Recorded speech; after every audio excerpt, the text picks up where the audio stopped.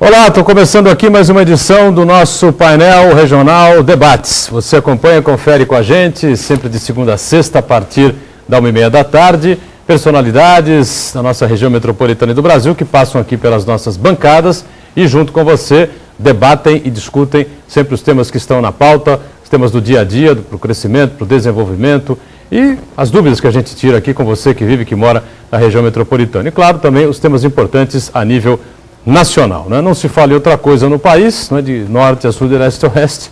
Todo mundo quer saber, na próxima quarta-feira, qual será o voto, como será o voto do ministro Celso Mello, decano do STF, para aceitar ou rejeitar os tais embargos infringentes. Se ele aceitar, teremos uma revisão aí do julgamento do mensalão, o que para muitos será uma vergonha para a justiça brasileira. Se ele rejeitar, não é, fato consumado, e aí me parece que só resta um caminho, é partir para a execução, as execuções das sentenças. O telefone está sempre à sua disposição, 30 17 91 10. Lembrando que a gente tem sempre uma reprise do painel Debates às 20 horas, né, às 8 da noite. E às 10 da noite, 22 horas, portanto, sempre no ar o nosso painel regional, com entrevistas e debates importantes também sobre os assuntos da pauta da Baixada Santista e também assuntos nacionais, né? Conosco nessa edição, o Dr. Fábio Solito, advogado, que responde hoje pela coordenação de assistência jurídica gratuita e orientação jurídica, não é, ao cidadão da Prefeitura de Santos. Tudo bem, Fábio? Prazer revê-lo. Tudo bem, boa tarde, Boturão. Prazer todo meu estar aqui mais uma vez com a possibilidade de fazer a divulgação dos serviços da assistência judiciária gratuita do município. Muito bem, obrigado ao Fábio por estar conosco. Estamos também na companhia sempre importante do nosso Uriel Vilas Boas, advogado, jornalista, né, e representante aqui do Fórum da Cidadania, que mais uma vez participa e colabora com a gente aqui. Tudo bem, Uriel? Tudo bem, Boturão, tudo bem, Solito. Estamos muito satisfeitos de tê-lo aqui. É um dado muito importante, essa questão do apoio à comunidade em relação às questões jurídicas. Nós estamos aí à disposição do debate. Muito bem, né? E fechando aqui o nosso time nessa edição, né? O nosso companheiro jornalista, o Aldo Neto, está encerrando aqui a etapa preparatória aqui para dar o seu boa tarde, colocando já o seu microfone, né? E antes do Aldo, então, eu passo aqui ao telespectador, né? Sempre o destaque dos nossos parceiros nesta edição, o Jornal Diário do Litoral, que traz nesta segunda-feira a seguinte manchete que você vai acompanhar agora aí, certo? Aí a manchete do Diário do Litoral: Estado planeja privatização de 3 presídios, né? Esse é outro tema bastante discutido, bastante polêmico, né? Completando a manchete, o governo aguarda a liberação de terrenos para lançar o edital. Eu passo aqui essa edição do Diário do Litoral, aqui ao nosso Fábio Solito, na sequência Uriel, né? E lá para a ponta, já com o nosso companheiro, jornalista e companheiro Aldo Neto, que vai dar então o seu boa tarde aqui. Boa tarde, Boturão. Tudo bem, Aldo? Tudo bom, boa tarde, Boturão. Doutor Fábio. É para cortar para o Aldo aqui, o Aldo está no ar aqui, nosso Aldo Neto. Aí, Aldo. Boa tarde, Boturão, Fábio, Uriel. Estamos aí com mais uma edição do Painel Regional Debates, né? Interessante essa decisão aí, né? Precisa ver se a privatização vai melhorar o serviço do presídio, né? Ou se vai virar só casa de campo do pessoal que tem débitos com a justiça, né? Muito bem, é uma novidade, né? Um assunto bastante discutido, bastante polêmico. Nós já recebemos aqui em algumas oportunidades o Matheus Cury, advogado, que preside o Conselho Estadual, né, dessa área da segurança pública, né, de presídios, enfim, de presídios propriamente dito, né? E o Matheus já esteve conosco várias vezes, né, explicando aqui qual é a situação de momento, situação cada vez mais crítica, mais complicada e mais difícil. Eu acho que é uma tentativa, né, de se fazer uma mudança. O que você pensa, Solito? Na verdade, a gente tem uma estrutura muito deficitária com relação ao sistema carcerário estadual, né? É uma alternativa do governo do Estado, a tentativa do governo do Estado de estar solucionando um problema de déficit e de até tratamento e cumprimento das sanções, né? Na verdade, o Estado, a lei de execuções criminais é uma lei que ela é belíssima no papel, inclusive com um acompanhamento social, etc, etc. Mas com relação ao cumprimento efetivo, há déficit, principalmente por causa do problema estrutural, né, Boturão? Né? Com muita gente, pouco espaço, né, doutor? É isso aí. E aí, Ariel, o que você pensa sobre isso? É válida a tentativa, na experiência? Eu tenho uma preocupação. São duas questões, para mim, que são fundamentais. A primeira delas é o fato de nós termos presídios com excesso de presos, mas, ao mesmo tempo, entre eles, há pessoas que não deveriam sequer estar ali. Ou seja, poderiam estar cumprindo o mandato dele, conseguir a liberdade dentro do judiciário, com aqueles mutirões que foram feitos. Esse é o primeiro ponto. O segundo ponto é que nós precisamos ter realmente políticas sociais que diminuam a possibilidade de crimes. São situações que a gente poderia incentivar, trabalhar. Agora, é claro, como paliativo, evidentemente que a gente tem que aceitar essa tentativa dos 3 presídios aí que estão sendo oferecidos pelo governo do Estado, a iniciativa privada tomar conta de presídios. É uma novidade em termos de Brasil.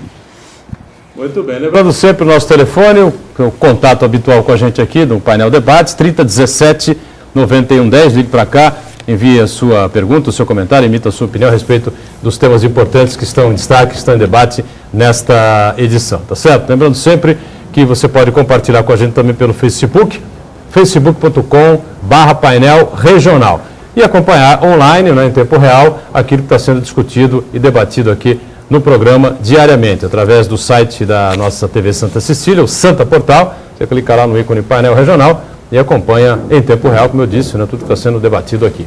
Além disso, o programa encerrado, ele fica disponibilizado para você no YouTube. Você pode clicar lá e acompanhar tudo o que foi discutido, né, os assuntos que foram colocados em pauta e as pessoas que estiveram conosco aqui. Agora, aqui na ponta direita, né, eu apresento o nosso também advogado e coordenador do SIDOC aqui da Prefeitura de Santos, doutor Rafael Quaresma. Tudo bem, Quaresma? Prazer ver você. Como vai? Prazer é meu, Edgar. É um prazer participar do programa, cumprimentar o meu amigo de Prefeitura Solito e o nosso querido Uriel. Pois é, você começa também pegando essa batata quente, né? Com advogado, como é que você avalia essa experiência que o Estado coloca em prática, essa questão da privatização, com 3 presídios aí servindo aí de experimento, né? Vamos dizer assim.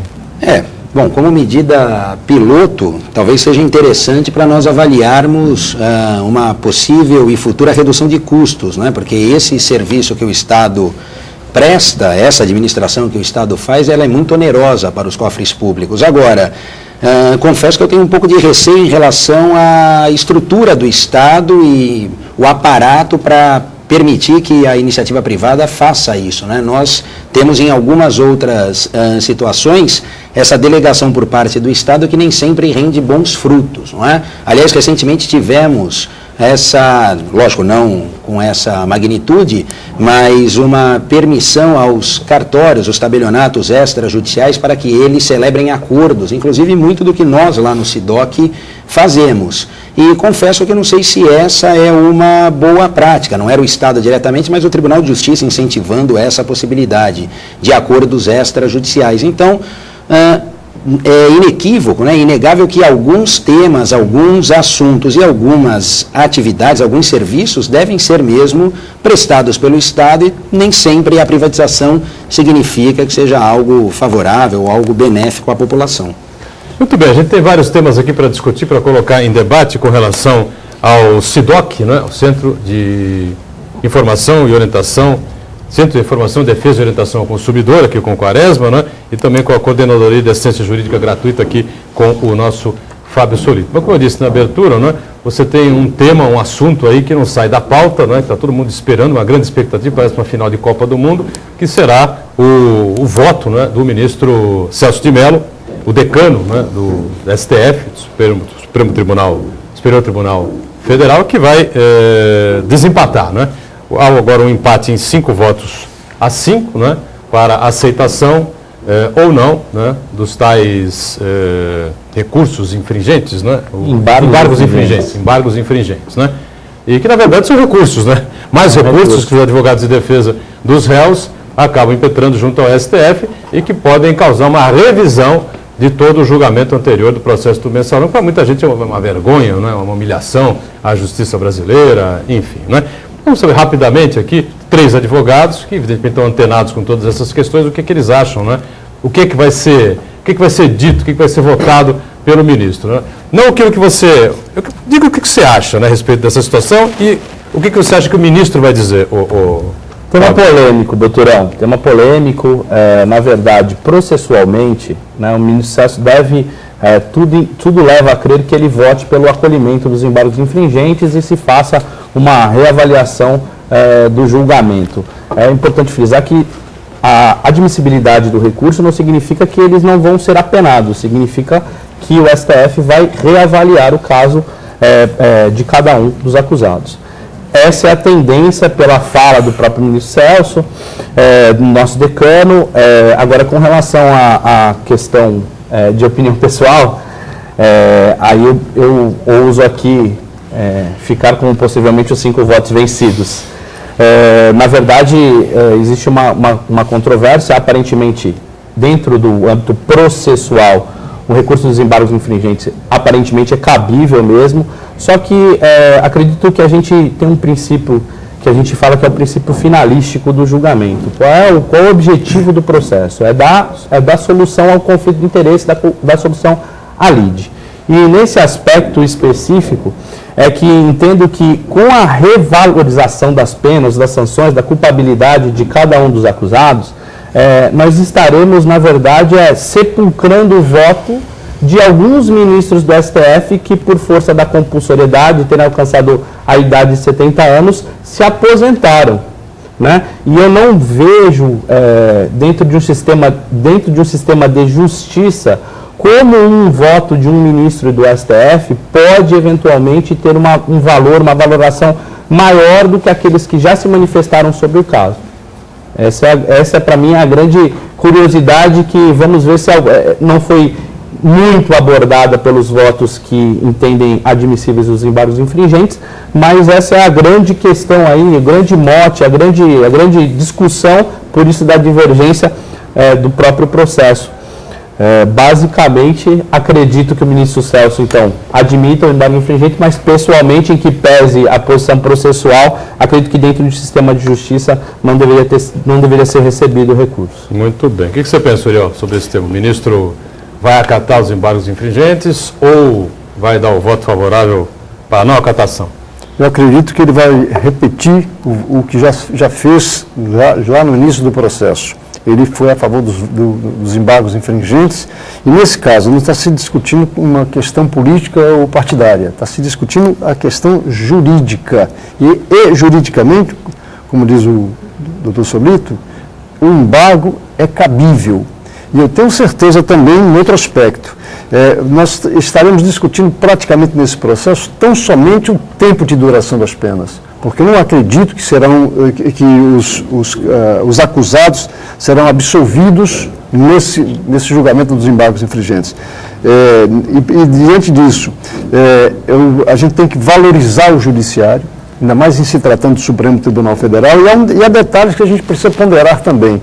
Os juízes que estão julgando, incluindo fatos que votaram a favor, contra o embargo infringente, também foi indicado pelo atual governo, o governo Lula. Então, não há essa questão que esse governo influi no resultado, pode decidir, e assim como a opinião pública. Não adianta você fazer campanha de rua, não adianta você fazer com que caracterize uma pressão contra os juízes. De maneira nenhuma. Nesse aspecto, eles são muito tranquilos em relação ao voto que vão apresentar. E eu acredito que, nesse caso, realmente o juiz Celso de Mello, deverá repetir o seu voto e, consequentemente, teremos uma nova avaliação do processo no ano que vem. Meu caro Rafael Quaresma, você também é operador do direito, claro que está antenado aí com toda essa questão que envolve o julgamento do mensalão. O que você tem? 2 votos aqui apontando que o ministro Celso de Mello vai acatar os embargos infringentes pela postura dele, pelas declarações anteriores, enfim. O que você pensa? Bom, a análise que a gente faz realmente não diverge muito aqui dos colegas, né? Eu só destaco 2 ou 3 até aspectos interessantes ocorridos nessa última semana. Primeiro, ponto positivo para o presidente da Corte, né? O ministro Joaquim Barbosa, que com muita sapiência ali, ele postergou o horário do lanche, né? Tradicionalmente o lanche dos ministros varia de 15 a 20 minutos e na quinta-feira nós tivemos mais de 1 hora de paralisação da sessão, justamente para forçar, como muitos integram o Tribunal Superior Eleitoral, para forçar que essa decisão viesse para a semana de agora, né? E quem sabe o ministro Joaquim Barbosa, que já declarou o seu voto, consiga forçar uma melhor reflexão, digamos assim, do decano, do nosso ministro Celso de Mello, porque há voto do ministro Celso de Mello admitindo embargos infringentes, mas anteriormente, o último é pela admissibilidade, mas há um anterior em que ele não concordava com essa medida, né? Então, ele tem voto tanto para não admitir como para admitir. O último manifestado por ele realmente é pela admissibilidade. Agora, por detrás de tudo isso, Edgar, o que me faz aqui refletir, até forçar o telespectador nesse sentido, é o seguinte: eu imagino a população, o leigo, principalmente aqueles que não têm nenhuma proximidade com a ciência jurídica, a leitura que eles fazem de um julgamento como esse, né? Porque nós temos uma questão muito interessante aí que está sendo colocada de lado, mas é justamente a segurança jurídica, porque a mais alta corte do país, o Supremo Tribunal Federal, não sabe se é admissível ou não os embargos, porque qualquer que seja o julgamento, nós teremos um voto de diferença, pela admissibilidade ou pela rejeição. Então, se eles, que são ministros e que respiram isso 24 horas, não têm um posicionamento, um convencimento formado a respeito desse tema, a segurança jurídica, que é pilar importante para o Estado democrático de direito, para a questão de investidores, etc. e tal, fica um tanto quanto comprometida, porque a verdade é que nós não sabemos o que se aplica num caso como esse.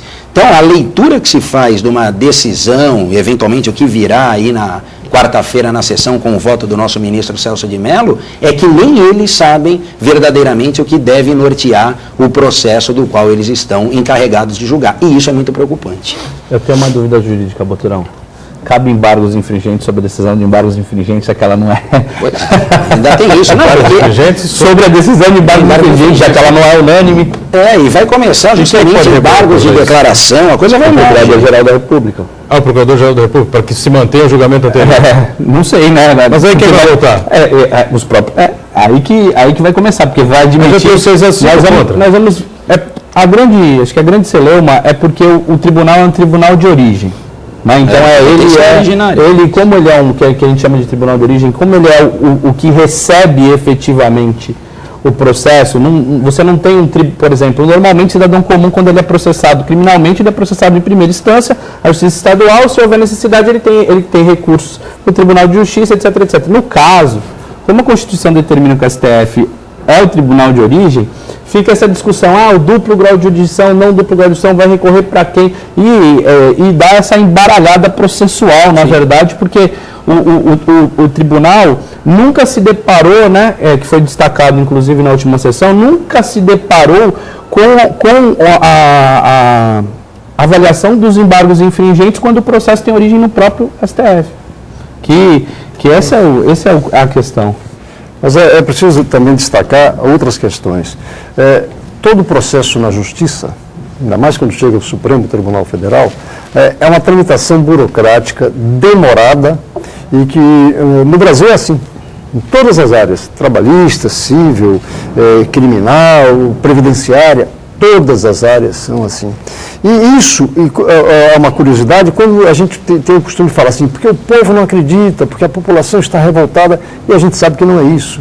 A gente sabe que, na verdade, são pessoas que entendem, ou pessoas politizadas, ou pessoas que têm uma visão a respeito do assunto, que podem se manifestar. E, infelizmente, porque nós gostaríamos de ter nós como advogados, né, podemos dizer assim, podemos ter um judiciário mais ágil, mais rápido, para definir as questões, não pressionado para tomar atitudes no campo pessoal ou político.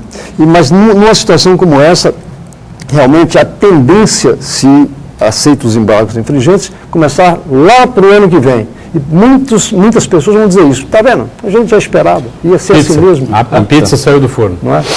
O ministro Celso de Mello, ele, além de tudo, como disse o Marco Aurélio Mello, né, na última quinta-feira, né?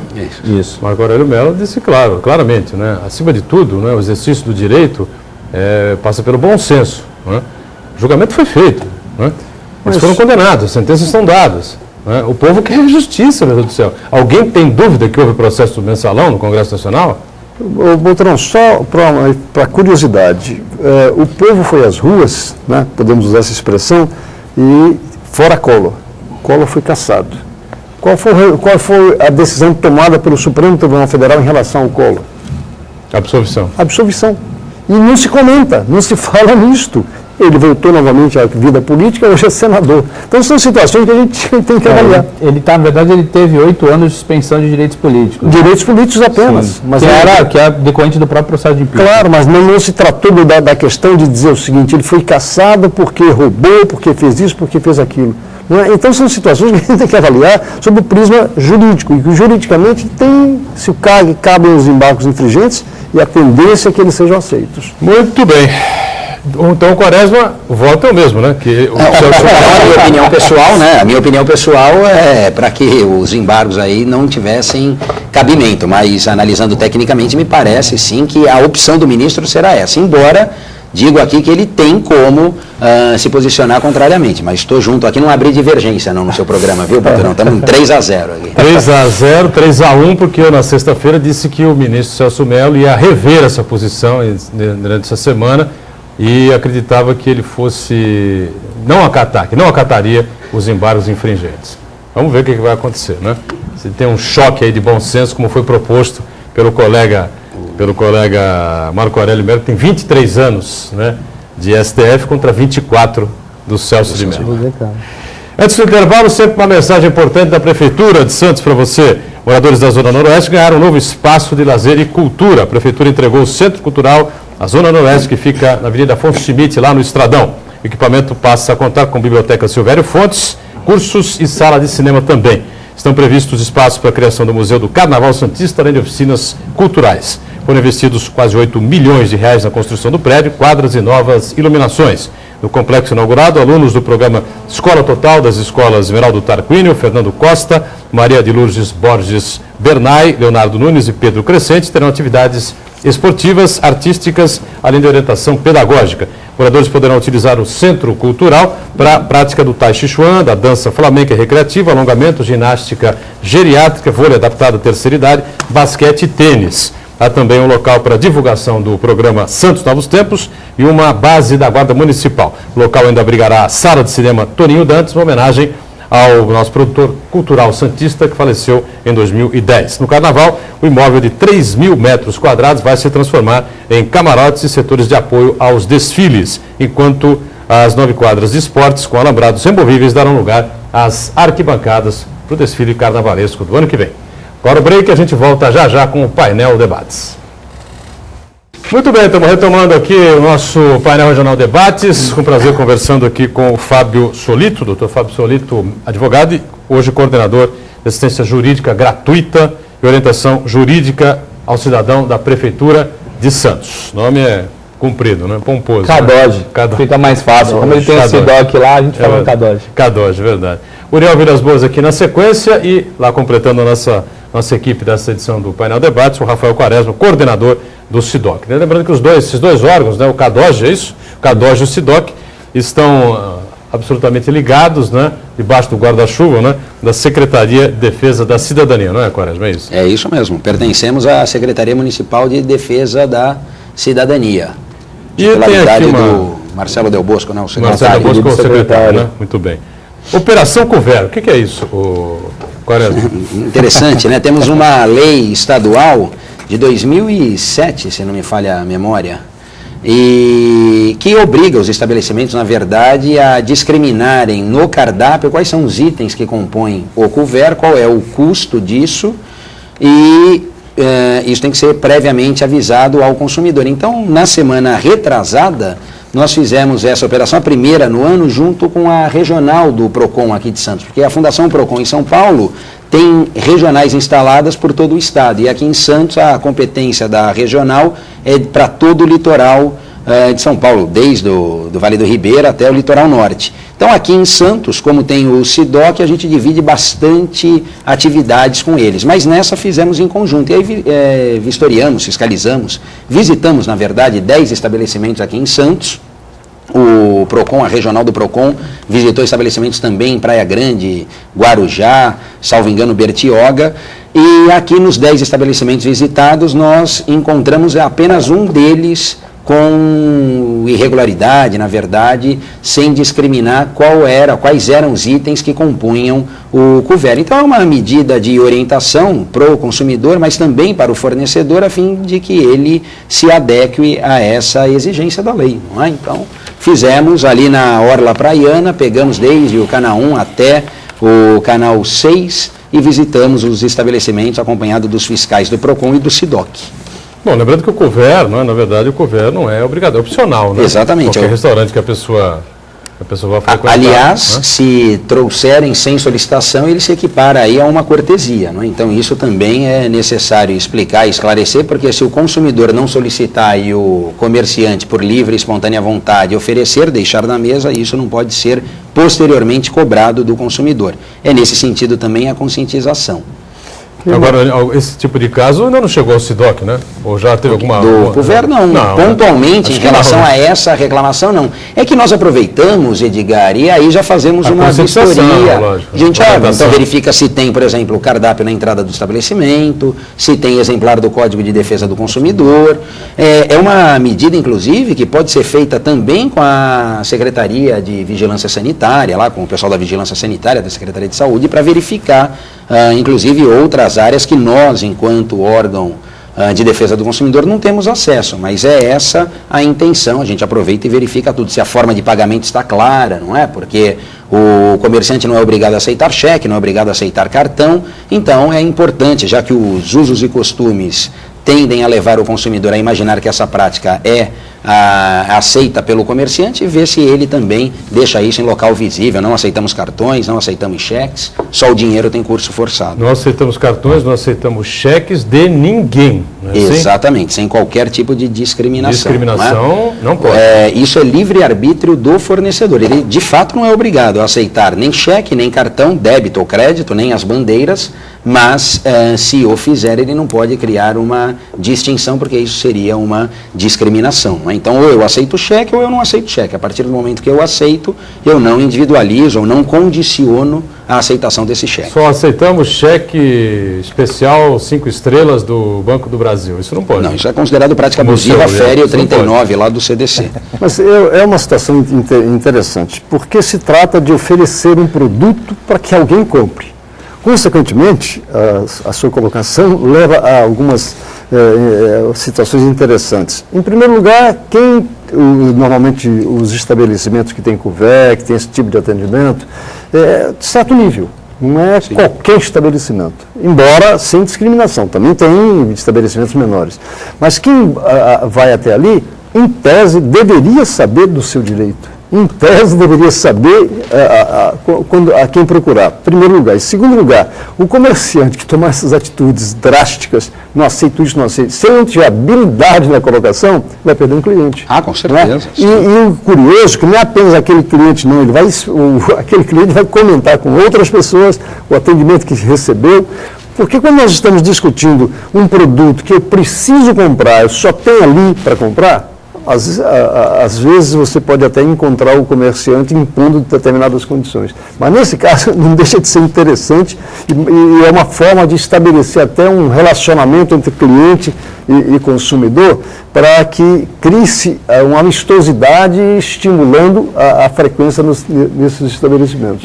Veja, Uriel, é interessante essa sua colocação, porque nós temos, de certa forma, a mesma situação ao final da prestação desse serviço, né? Porque o couvert antecede o prato principal, digamos assim.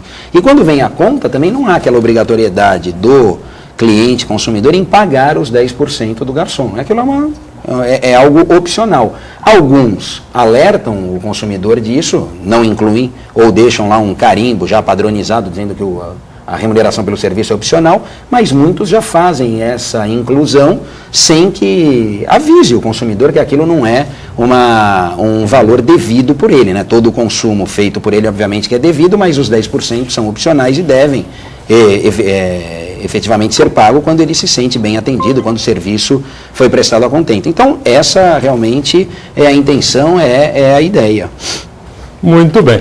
Vou acionar aqui o Fábio Solito para explicar para a gente como é que funciona, né, essa coordenação, né, pilotada por ele, de assistência jurídica gratuita aí na Prefeitura de Santos e orientação jurídica também. Já que diferentemente do SIDOC, né, SIDOC já é um órgão mais conhecido, é mais famoso de direito do consumidor. Olha, nem tanto, hein? É o primo rico. Não. É conhecido, mas não com esse nome. Aliás, estou fazendo uma enquete lá no pessoal do Poupa Tempo, a nossa equipe que trabalha lá, porque uma das grandes medidas nossas, uma das grandes ideias é a alteração do nome, a padronização da sigla. Queremos mudar para PROCON.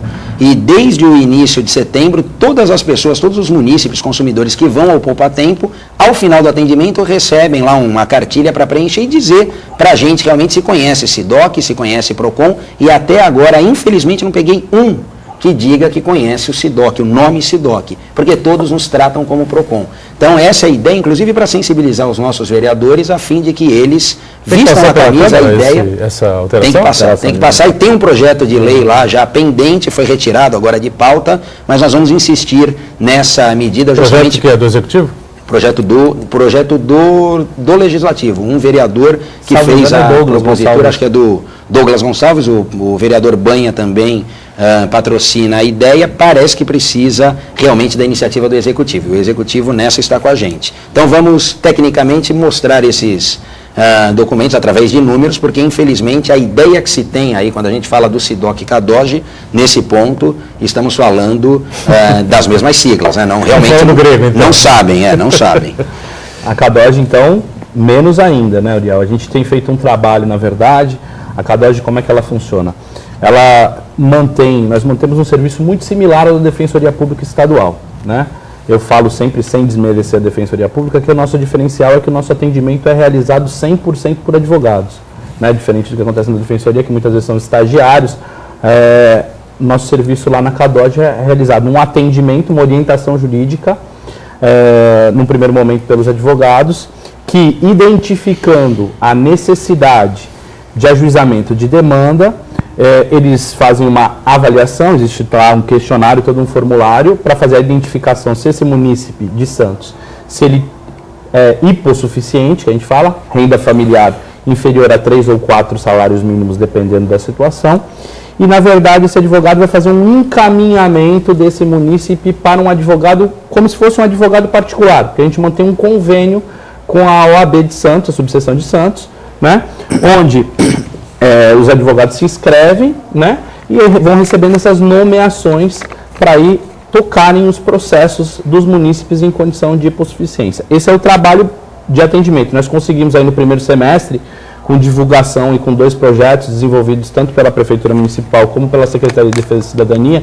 que é o Vivo Bairro, né, e a Sala de Cidadania, que são projetos que levam, os nossos serviços também levam o SIDOC para a ponta, né, para o munícipe, para situações onde o IDH do município é mais baixo, os bairros onde o IDH é mais baixo, para levar a orientação jurídica, né, e esse serviço desse convênio. Então nós conseguimos, nesses 6 primeiros meses agora de mandato do prefeito Paulo Alexandre, fazer um acréscimo aí de 39% no número de atendimentos, né.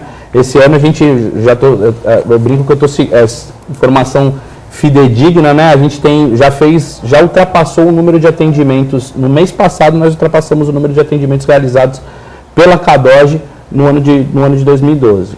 Trabalho levando para a ponta o serviço, né? E fazendo a divulgação, agradecendo os espaços que nos são fornecidos como o seu, né? Para a gente poder fazer a divulgação do serviço de assistência judiciária gratuita do município. Importante, né, esse serviço de assistência judiciária gratuita, né? Porque muita gente tem dificuldade para conseguir um advogado, essa coisa toda. Dificuldade financeira, né, doutor? Uma pessoa já tem uma renda familiar de um salário mínimo, é vilipendiada em algum direito fundamental, como é que ela vai conseguir? Nós sabemos aqui, temos 3 advogados na bancada, sabemos que nós temos por dever legal a cobrança, né, de todo o serviço que é prestado, como o dentista, quando você vai para consulta, o psicólogo, o médico, o advogado também tem direito, e a valorização da classe passa por essa necessária cobrança, né, até mesmo de consultas para orientação. E muitas vezes a pessoa com uma situação financeira prejudicada por causa de uma série de problemas sociais que nós temos, ela acaba não tendo essa condição de pagar o advogado privado. Então, a CADOG serve aí para entrar também na parte de, não só na parte de encaminhamento, mas também na parte de orientação. E eu acrescentaria um detalhe muito importante, que lamentavelmente alguns colegas, já tivemos casos, inclusive denunciados no jornal A Tribuna, do Ministério Público está investigando alguns segmentos que, infelizmente, utilizando o nome advogado, incentivam pessoas a se associarem a determinadas entidades e para entrar com processo em determinada área. No caso, o CADOG assume uma responsabilidade grande e, sobretudo, dá ao contribuinte, dá ao cidadão o direito de buscar o seu direito. Isso é um dado muito importante, tem que ser incentivado, porque a justiça, para existir, ela tem que começar por um advogado que seja sério no trabalho que está fazendo. Então, nesse aspecto, o trabalho do CADOG é muito importante para a nossa comunidade. Já já a gente volta para falar um pouco mais do SIDOC e do CADOG aqui no Painel Debates. É rápido. Estamos voltando, esse é o terceiro e último bloco, né, do Painel Debates. Eu estou conversando com prazer aqui com o Dr. Fábio Solito, da Coordenação de Assistência Jurídica Gratuita e Orientação Jurídica ao Cidadão, da Prefeitura de Santos, com o nosso Uriel Vilas Boas também, e com o Dr. Rafael Quaresma, que coordena o SIDOC, Centro de Informação, Defesa e Orientação ao Consumidor, né? Bom, há uma questão bastante importante, né, que inclusive ganhou notoriedade na mídia na semana passada, o Quaresma, que é com relação ao cheque calção em hospitais, né? Acho que isso precisa ser bem colocado, né, bem explicado às pessoas, que é proibido por lei, né, o hospital cobrar ali do usuário, da pessoa que está adoentada, do familiar, enfim, um cheque calção para a internação de determinada pessoa que seja com algum problema de saúde, não é isso? Exatamente isso. O que aconteceu? Nós, inclusive, recebemos uma demanda também de um veículo de comunicação que noticiava essa prática em um hospital da cidade.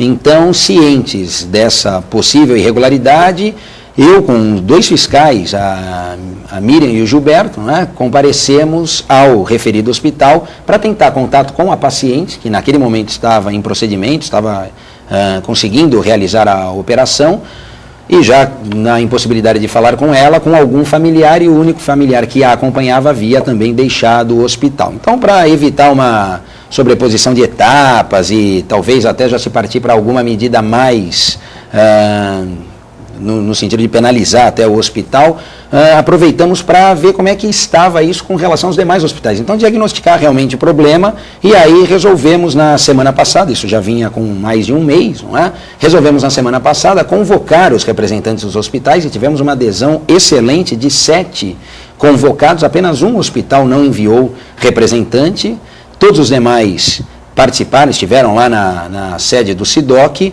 e, para nossa grata surpresa, não é, se comprometeram, inclusive assinamos lá um termo de compromisso, eles se comprometeram a se adequar as suas instalações ao que diz a lei, acho que a 12653 lá de 2012, que criminalizou a conduta. Nós já tínhamos isso, Edgar, de forma contrária ao Código, por violação ao artigo 39, de novo, né? Já era uma prática comercial abusiva, porque você pega o consumidor quando ele está mais vulnerável, ele já é hipossuficiente, vulnerável, mas quando ele está mais fragilizado, porque ou ele está passando por um problema de saúde, ou algum familiar, parente seu está, e aí vem o prestador de serviço e exige dele essa medida, e o que o prestador de serviço exigir, no caso aí os hospitais, obviamente que ele vai fazer, seja o cheque, a promissória, o que for. Então, além dessa prática abusiva que feria e fere o Código de Defesa do Consumidor, além de tudo isso é crime. Então, qual é a orientação que nós prestamos e falamos isso aos representantes? Se a medida permitir, né, porque depende da gravidade do paciente, mas se for possível é para chamar a polícia, sim. Tem que chamar a polícia porque é crime. Então, ligar 190, pedir a viatura policial para que compareça e já lavre o boletim de ocorrência, porque isso inclusive vai ser utilizado posteriormente lá na isso era administrativa com o SIDOC ou judicialmente, dependendo da extensão do dano, dependendo da extensão que essa lesão causar. Agora, é claro, se não for possível nada disso, você vai assinar... mal, situação difícil. Você vai assinar o cheque, você vai assinar a nota promissória e depois vai reivindicar os seus direitos, porque essa prática é realmente abusiva. Então, o que nós nos comprometemos, lá eles conosco e nós com eles, é de que em 30 dias aguardaremos a adoção dos procedimentos e daqui a 30 dias, contando do dia 12 de setembro, então a partir de 12 de outubro, acho que é um sábado, na segunda, dia 14, nós começaremos a visita, né, ou as visitas aos hospitais para ver se realmente aquilo que foi acordado conosco está implementado na prática. Num caso parecido com esse, Solito, é possível que o seu setor lá, a CADOG, atue a favor do cidadão, não? A Sono Rafael, e aí acho que inevitavelmente vai ter no meu ponto de vista, dano moral em ré ipsa pelo próprio ato ilegal. Claro. Né, o dano moral que a gente chama em ré ipsa, o dano moral ocorre pela própria conduta ilegal, e aí o SIDOC não poderia estar atuando, e aí tem assistência judiciária, se for o hipossuficiente, na regra dos 3 salários mínimos, pode procurar a CADOG, que é essa demanda de saúde a gente vai reivindicar, encaminhar o munícipe para o advogado. É bom destacar que, infelizmente, por ser um serviço municipal, nós só podemos atender munícipes de Santos, especificamente, né? Tem que ter comprovante de residência. É documento indispensável para o atendimento, né? Mas de qualquer forma, isso ocorrendo, podemos encaminhar para o advogado, além da reparação do eventual dano material, caso o cheque seja descontado, ou haja negativação do nome, aí tem dano moral em ré ipsa, o dano moral para negativação do nome, possível se fazer através do convênio da CADOG, sim. Pois não, Ariel? Olha, é uma situação que eu não consigo entender. Porque em primeiro lugar, eu procuro determinado hospital porque o mal que está atingindo a mim ou alguém da minha família, aquele hospital tem os profissionais que poderão atender. Então a escolha é feita sob esse prisma. Em segundo lugar, como é que eu vou discutir numa portaria de hospital se eu pago ou deixo de pagar e depois que eu encontrar uma solução, como esse médico vai agir se não der certo o tratamento? Eu vou dizer, olha, não deu certo porque ele não teve boa vontade em fazê-lo. E a discussão passa a ser econômica, realmente é algo dramático, na minha concepção. E a situação encontrada pelo PROCON, não vou mais falar de SIDOC também. Obrigado. Aderiu à campanha. Porque volta e meia, eu gosto de tocar no assunto, eu gosto das coisas discutidas, gosto do debate franco, aberto, e encontrar soluções coletivas. E a solução que vocês encontraram cria um clima diferente, favorável, na minha concepção, à classe médica. Porque aí não vai ter mais essa discussão de valores, essa discussão de documento. É a relação que deve existir entre paciente e médico. Primeiro a saúde, depois vamos discutir o que a gente vai fazer. Uriel, você tocou num ponto fundamental, porque a questão é justamente essa. O que a gente vai privilegiar e proteger? A questão econômica ou o direito à saúde? Não é? E aí o que nós vimos lá, e por isso até que elogiaram, e a gente pensa até em implementar isso num cronograma. Nós temos lá no SIDOC um cronograma de fiscalização, porque antes também a fiscalização ela era feita mediante denúncia. E o que eu falei lá com a equipe, o que a gente pensa, inclusive trocando essa experiência com os funcionários, a gente pensa que a fiscalização ela é uma vertente de condução da nossa equipe, mas não a única. Nós precisamos planilhar a cidade, analisar e verificar. Então nós fazemos visitas hoje rotineiras, frequentes, temos 3 dias na semana com esse serviço na rua para fiscalizar, por exemplo, supermercados, padarias, empórios, que são aqueles que têm uma maior penetração na sociedade. Então a denúncia, ela é uma das ferramentas, mas não pode ser a única, e desde janeiro não está sendo a única. Além disso, na questão do cheque calção, o que adianta naquela visita que fizemos, por exemplo, nesse determinado hospital, que em tese exigiu o cheque calção do consumidor, não tiramos isso a limpo, não sabemos realmente se aconteceu, mas o que adiantaria nós autuarmos o estabelecimento? Ia se voltar numa pena pecuniária, num valor financeiro que reverteria para o convênio entre PROCON, Fundação PROCON e órgão municipal SIDOC. E nós não resolveríamos o problema do consumidor. Então, é nesse sentido que a atitude do gestor tem que ser pensada, porque numa reunião orientando esses fornecedores, porque muitos talvez não tivessem essa informação, eles não têm por que negar o seu compromisso e a observância à lei. E aí a gente resolve o problema, porque aquele munícipe, cidadão, consumidor que for ao hospital, não se depara mais com essa prática abusiva. E é o que a gente quer resolver o problema. A gente não quer criar lá uma fonte arrecadatória, até porque, graças à Secretaria Municipal de Defesa da Cidadania, tanto eu quanto o meu colega Solito temos verba lá, né? Quer dizer, então o órgão tem verba própria, não precisa arrecadar por multa. E a multa não resolve o problema do consumidor que está sofrendo a lesão. E além de tudo, existe uma legislação muito clara, não é? Porque o cidadão que está passando mal, está com um problema de saúde, ele tem que ser atendido naquele determinado hospital onde ele foi parar. Não é? O médico de plantão ele vai acabar respondendo um processo por causa da burocracia que o hospital, na parte da secretaria, ali na entrada do hospital, impõe àquele cidadão, àquela pessoa, àquela família, está tentando socorrer ali uma pessoa que não está passando bem. Né? O problema a lei é bastante mais clara. Abaixo, na verdade. A lei é bastante clara porque ela fala em serviço médico hospitalar de urgência e emergência. Então, quer dizer, o camarada está ruim mesmo. Por isso que a questão do 190, às vezes, na dinâmica dos fatos, não é possível. Porque até ele ligar o 190, a coisa já piorou.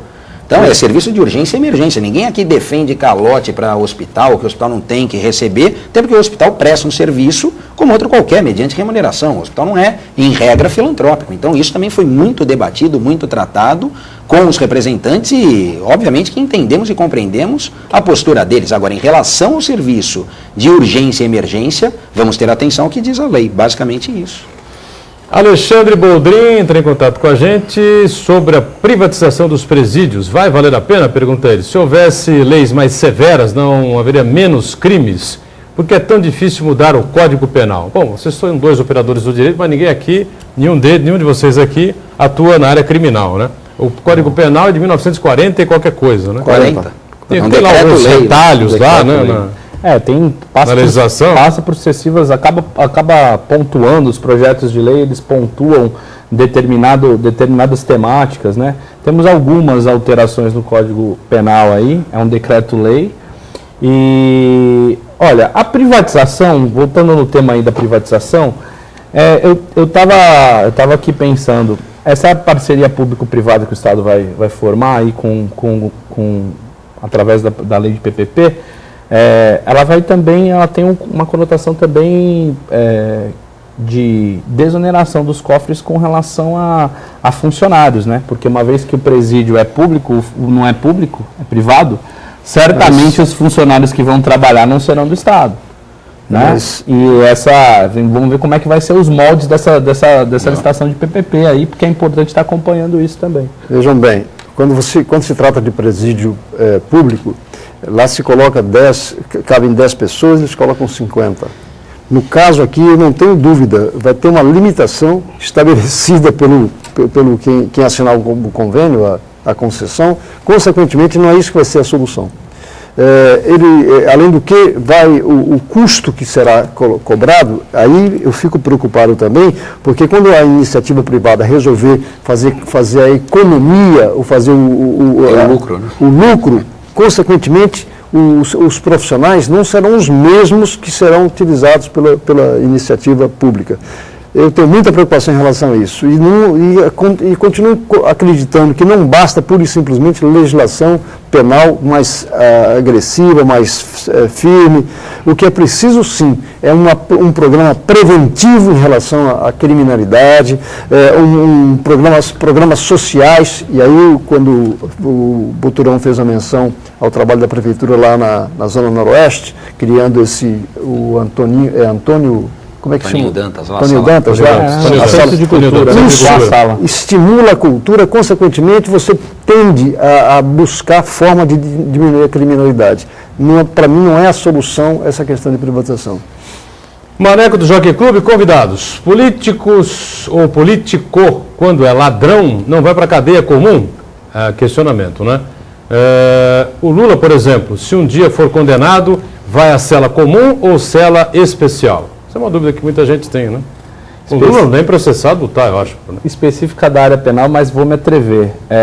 A carceragem especial, ela só é mantida enquanto a legislação fala enquanto o acusado está sumariando, né? Que o processo está em tramitação. Existem algumas situações específicas com relação à idade ou à condição de saúde, prisão domiciliar, outras formas de regime prisional. Mas a história da cela especial, a dita cela especial, na verdade, juridicamente, apenas quando o processo sumariano está em trâmite. Quando o processo transita em julgado, que não cabe mais nenhum recurso, aí mesmo ele tendo curso superior, etc., aí ele é conduzido ao sistema prisional convencional.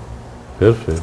Então, O Sidney da Boa Vista, lá de São Vicente, diz assim: vocês acham que vai cair o fator previdenciário ou não vai? Isso é boa para você, hein, o Uriel Vilas Boas? Eu acho que não cai? Não. E além do que, se cair, estão querendo trocar pelo fator 85-95.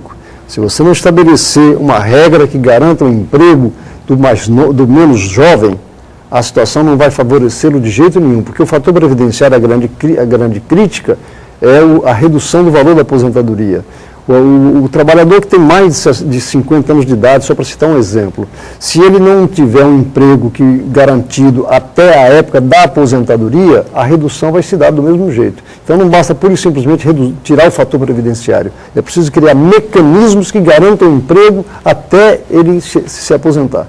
Então não acredito que vai cair o fator previdenciário, pura e simplesmente não. 85-95, o Uriel diz aqui, é 85 para aposentadoria feminina e 95 para masculino. A somatória da 65 com 30, é isso? É, a somatória da idade com o tempo de serviço. Essa é a proposta, né? 65, o homem, 65 de idade, com 30 de... Não, 60 de idade com 35 de serviço. 60 de idade, 35 de serviço. E a mulher...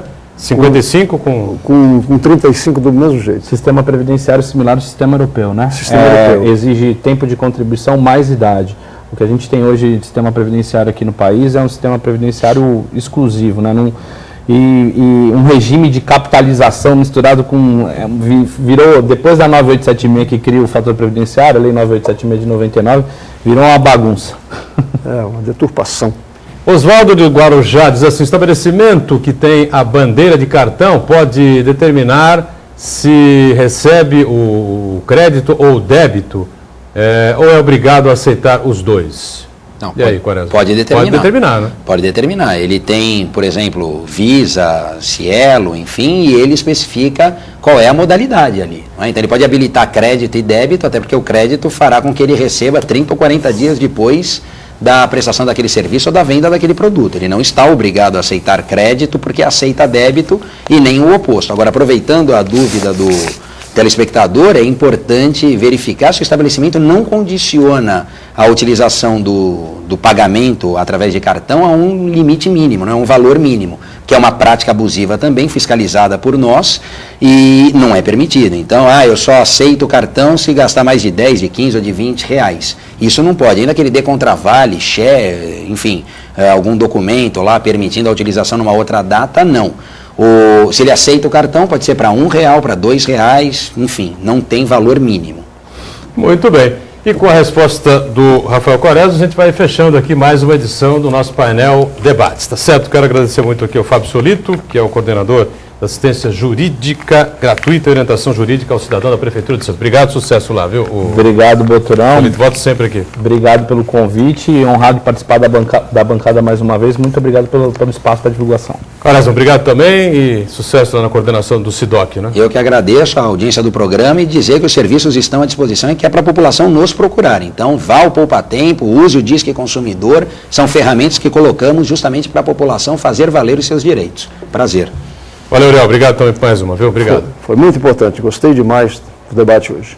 Obrigado a você que acompanhou a gente também. O Painel Debates fica por aqui. Reprise sempre às 8 da noite. A gente volta amanhã às 1h30 da tarde. E tem o Painel Regional à noite, nas 22 horas. Obrigado. Tchau.